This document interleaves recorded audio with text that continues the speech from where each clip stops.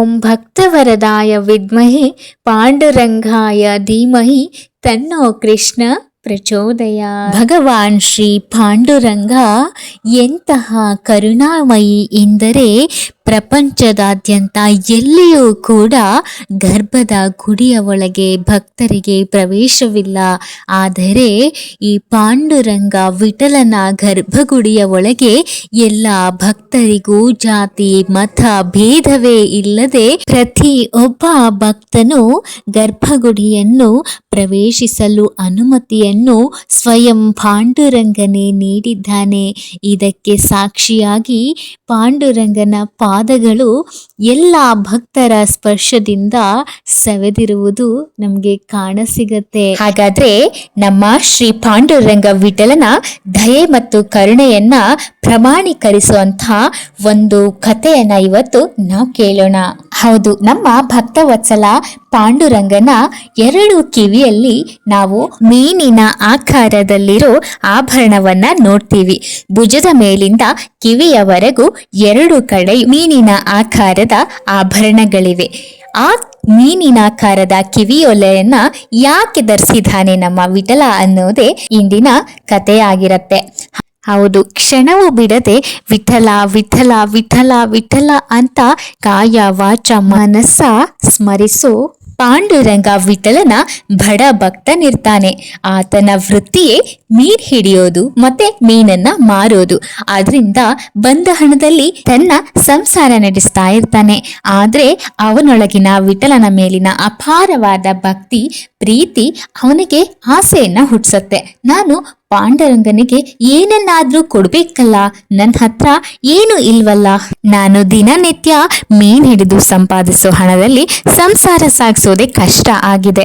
ಆದ್ರೆ ನನ್ನ ವಿಠಲನಿಗೆ ಏನಾದ್ರೂ ಕೊಡ್ಬೇಕಲ್ಲ, ನನ್ ಏನ್ ಕೊಡ್ಲಿ ಅಂತ ಚಿಂತೆನಲ್ಲೇ ಅವನು ಮೀನ್ ಹಿಡಿಲಿಕ್ಕೆ ಹೋಗ್ತಾನೆ. ಹಾಗೆ ಮೀನುಗಳಿಗಾಗಿ ಗಾಣವನ್ನ ನೀರಲ್ಲಿ ಬಿಟ್ಟ ಆತ ಮನಸ್ಸಿನಲ್ಲೇ ಅನ್ಕೊಳ್ತಾನೆ, ವಿಠಲ, ನಾನು ಏನಾದ್ರೂ ಇವತ್ತು ಮೀನ್ಗಳು ನನಗೆ ಸಿಕ್ಕಿದ್ರೆ ಅದನ್ನ ನಿನಗೆ ಅರ್ಪಣೆ ಮಾಡ್ಬಿಡ್ತೀನಿಪ್ಪ ಅಂತ ಅಂದ್ಕೊಳ್ತಾನೆ. ಅಪಾರವಾದ ಭಕ್ತಿ ಮತ್ತು ಪ್ರೀತಿಯಿಂದ ಕ್ಷಣ ಬಿಡದೆ ದಿನ ಪೂರ್ತಿ ಕೆಲಸ ಮಾಡ್ತಾ ಕೆಲಸದ ಮಧ್ಯದಲ್ಲಿ ವಿಠಲ ವಿಠಲ ವಿಠಲ ಅಂತ ಕ್ಷಣವೂ ಬಿಡದೆ ಅವನ ನಾಮ ಜಪ ಮಾಡ್ತಾನೆ. ಅವನು ಸಂಸಾರವನ್ನ ಸಾಗಿಸ್ತಾ ಎಲ್ಲ ಕೆಲಸಗಳನ್ನ ಮಾಡ್ತಾ ಜೀವನ ಸಾಗಿಸ್ತಾ ಇರ್ತಾನೆ. ಅಂತ ಸಂದರ್ಭದಲ್ಲಿ ಸಂಕಲ್ಪವನ್ನ ಮನಸ್ಸಲ್ಲಿ ಮಾಡಿಕೊಂಡು ಮೀನನ್ನ ಹಿಡಿಲಿಕ್ಕೆ ಗಾಣವನ್ನ ಬಿಟ್ಟಾಗ ಗಾಣ ಶೇಕ್ ಆಗ್ಲಿಕ್ಕೆ ಶುರುವಾಗುತ್ತೆ. ಅರೆ, ಏನಿದು, ನೀರೊಳಗೆ ಗಾಣವನ್ನ ಹಾಕಿದ ತಕ್ಷಣನೇ ಇದು ಇಷ್ಟೊಂದು ಶೇಕ್ ಆಗ್ತಿದೆಯಲ್ಲ ಅಂತ ಆಶ್ಚರ್ಯಗೊಂಡ ಅವನು ಮೇಲೆತ್ತಿ ನೋಡಿದಾಗ ಎರಡು ಮೀನುಗಳು, ಬಂಗಾರ ಬಣ್ಣದ ಎರಡು ಮೀನುಗಳು, ಅದು ಒಂದೇ ಆಕಾರದಲ್ಲಿ ಎರಡು ಮೀನುಗಳಿರುತ್ತೆ. ಅದನ್ನ ನೋಡಿದಾಗ ಅವನಿಗೆ ತುಂಬಾನೇ ಖುಷಿ ಆಗತ್ತೆ, ಹೇಳಲಾಗದಷ್ಟು ಖುಷಿ ಆಗತ್ತೆ. ನಿಂತಲ್ಲೇ ಪಾಂಡುರಂಗನ ನೆನೆದು ಮನಸ್ಸಾರೆ ಧನ್ಯವಾದವನ್ನ ಅರ್ಪಿಸ್ತಾನೆ. ಅಷ್ಟೇ ಅಲ್ಲ, ಎರಡು ಬಂಗಾರ ಬಣ್ಣದ ಮೀನುಗಳನ್ನ ತನ್ನೆರಡು ಕೈನಲ್ಲಿ ಹಿಡ್ಕೊಂಡು ಖುಷಿಯಿಂದ ಓಡಿ ಬರ್ತಾನೆ. ಹಾಗಾದ್ರೆ ಅವನು ಖುಷಿಯಿಂದ ಓಡೋಡಿ ಬಂದದ್ದು ಎಲ್ಲಿಗೆ ಗೊತ್ತಾ? ಪಾಂಡುರಂಗ ವಿಠಲನ ಮಂದಿರ ಇರೋ ಕಡೆಗೆ. ತುಂಬಾನೇ ಭಕ್ತಿಯಿಂದ ಪ್ರೀತಿಯಿಂದ ಖುಷಿಯಿಂದ ನಾನು ಇನ್ನೇನು ನನ್ನ ಪಾಂಡುರಂಗನಿಗೆ ಒಪ್ಪಿಸ್ಬಿಡ್ತೀನಿ ಈ ಮೀನುಗಳನ್ನ ಅಂತ ತೆಗೆದುಕೊಂಡು ಬರ್ತಾನೆ ಇರ್ತಾನೆ. ಇನ್ನೇನು ಗರ್ಭಗುಡಿಯ ಸಮೀಪಕ್ಕೆ ಬರ್ತಿದ್ದಾನೆ ಅಂತ ಗೊತ್ತಾಗ್ತಿದ್ದ ಹಾಗೆ ಅಲ್ಲಿದ್ದವರೆಲ್ಲ ಇವನಿಗೆ ಏನಾಗಿದೆ, ಮೀನನ್ನ ಹಿಡ್ಕೊಂಡು ದೇವಸ್ಥಾನದೊಳಗಡೆ ಹೋಗ್ಬಿಡ್ತಾನ ಅಂತ ಹೇಳಿ ಎಲ್ಲರೂ ಆತನನ್ನ ತಡಿಲಿಕ್ಕೆ ಪ್ರಯತ್ನ ಮಾಡ್ತಾರೆ. ಆದ್ರೆ ಅವನು ಅದ್ಯಾವುದನ್ನು ಲೆಕ್ಕಿಸದೆ ಮುಂದೆ ಮುಂದೆ ಬಂದೇ ಬಿಡ್ತಾನೆ. ಇನ್ನೇನು ಗರ್ಭಗುಡಿಯ ಸಮೀಪದಲ್ಲಿ ಬಂದ ಅನ್ನೋ ಅಷ್ಟರಲ್ಲಿ ಎಲ್ಲ ಜನ ಒಟ್ಟಾಗಿ ಅವನನ್ನ ತಡೆದು ನಿಲ್ಲಿಸಿ ಬಿಡ್ತಾರೆ. ಇನ್ನು ಕೆಲವರು ಹೋಗಿ ಗರ್ಭಗುಡಿಯ ಒಳಗಡೆ ಇರುವಂತಹ ಪೂಜಾರಿಗಳಿಗೆಲ್ಲ ಈ ವಿಷಯವನ್ನ ತಿಳಿಸ್ತಾರೆ. ಒಬ್ಬ ಭಕ್ತ ಮೀನನ್ನ ಹಿಡ್ಕೊಂಡು ಒಳಗಡೆ ನುಗ್ಗೋದಕ್ಕೆ ಪ್ರಯತ್ನ ಮಾಡ್ತಿದ್ದಾನೆ ಅಂತ. ಇನ್ನೇನು ಈ ವಿಷಯ ತಿಳಿದಾಗ ಪೂಜಾರಿಗಳು ಕೂಡ ಹೊರಗಡೆ ಬಂದು ಆತನನ್ನ ಸಂಪೂರ್ಣವಾಗಿ ತಡೆದು ಅಲ್ಲೇ ನಿಲ್ಲಿಸ್ಬಿಡ್ತಾರೆ. ಆದ್ರೆ ತುಂಬಾ ದುಃಖದಿಂದ ಅಳ್ತಾ ಆ ಭಕ್ತ ಭಕ್ತಿಯಿಂದ ಕಣ್ಣೀರನ್ನ ಸುರಿಸ್ತಾ ಅದ್ಭುತ ಹಾಡೊಂದನ್ನ ಹಾಡ್ಲಿಕ್ಕೆ ಶುರು ಮಾಡ್ತಾನೆ. ಆ ಹಾಡಲ್ಲಿ ಎಷ್ಟು ಭಕ್ತಿ ಇತ್ತು ಅಂದ್ರೆ ಗರ್ಭಗುಡಿಯ ಒಳಗಿದ್ದ ವಿಠಲನಿಗೆ ಇನ್ನೂ ದಯೆ ಹೆಚ್ಚಾಗ್ತಾ ಇತ್ತು. ನನ್ನ ಭಕ್ತನನ್ನ ನಾನ್ ನೋಡ್ಬೇಕು, ಆದ್ರೆ ನನ್ನ ಹತ್ರ ಬರ್ಲಿಕ್ಕೆ ಇವರೆಲ್ಲ ಬಿಡ್ತಾ ಇಲ್ವಲ್ಲ ಅಂತ ತುಂಬಾ ನೋವಾಗ್ತಾ ಇತ್ತು. ಆದ್ರೆ ನಮ್ಮ ಮುದ್ದು ಮುಖದ ಗೋವಿಂದ ಇದನ್ನೆಲ್ಲ ನೋಡಿ ಸುಮ್ಮನೆ ಇರ್ತಾನ? ತನ್ನ ಭಕ್ತನಿಗೆ ನೋವಾಗ್ತಾ ಇದ್ರೆ ತನಗ್ ನೋವಾದಾಗೆ ಅಲ್ವಾ? ಅದಕ್ಕೆ ಅವನು, ನೀವು ನನ್ನ ಭಕ್ತನನ್ನ ಗರ್ಭಗುಡಿಯ ಒಳಗೆ ಬರ್ದಿರೋ ಹಾಗೆ ತಡೆದಿರ್ಬೋದು, ಆದ್ರೆ ನನ್ನನ್ನಲ್ಲ ಅಂತ ಕ್ಷಣದಲ್ಲೇ ಬಂದು ತನ್ನ ಭಕ್ತನ ಮುಂದೆ ಬಂದು ನಿಂತು ಬಿಡ್ತಾನೆ. ಆಗ ಅಲ್ಲಿದ್ದ ಎಲ್ಲರೂ ಒಂದ್ಸಾರಿ ದಿಗ್ಭ್ರಮೆಗೊಳಗಾಗ್ಬಿಡ್ತಾರೆ. ಆದ್ರೆ ಆ ಭಕ್ತನಿಗೆ ಮಾತ್ರ ಕಣ್ಣಲ್ಲಿ ನೀರು ಧಾರಾಕಾರವಾಗಿ ಸುರಿಲಿಕ್ಕೆ ಪ್ರಾರಂಭ ಆಗುತ್ತೆ.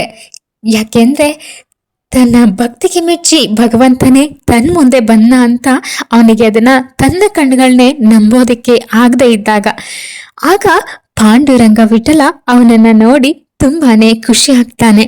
ಅಷ್ಟೇ ಅಲ್ಲ, ಹೇ ನನ್ನ ಪ್ರಿಯ ಭಕ್ತನೇ, ನಿನ್ನ ಭಕ್ತಿಗೆ ಪ್ರೀತಿಗೆ ನಾನು ಸಂಪೂರ್ಣವಾಗಿ ಸೋತಿದ್ದೀನಿ ಅಂತ ಅವನ ಕೈಯಲ್ಲಿದ್ದ 2 ಮೀನುಗಳನ್ನ ತನ್ನ 2 ಕಿವಿಗಳಿಗೆ ಆಭರಣವಾಗಿ ಹಾಕೊಳ್ತಾ ಹೇಳ್ತಾನೆ, ನಿನ್ನ ಭಕ್ತಿಯ ಪ್ರತೀಕವಾಗಿ ಈ ಮೀನುಗಳು ನನ್ನ 2 ಕಿವಿಯಲ್ಲಿ ಆಭರಣವಾಗಿ ಇನ್ಮುಂದೆ ರಾರಾಜಿಸುತ್ತೆ ಅಂತ.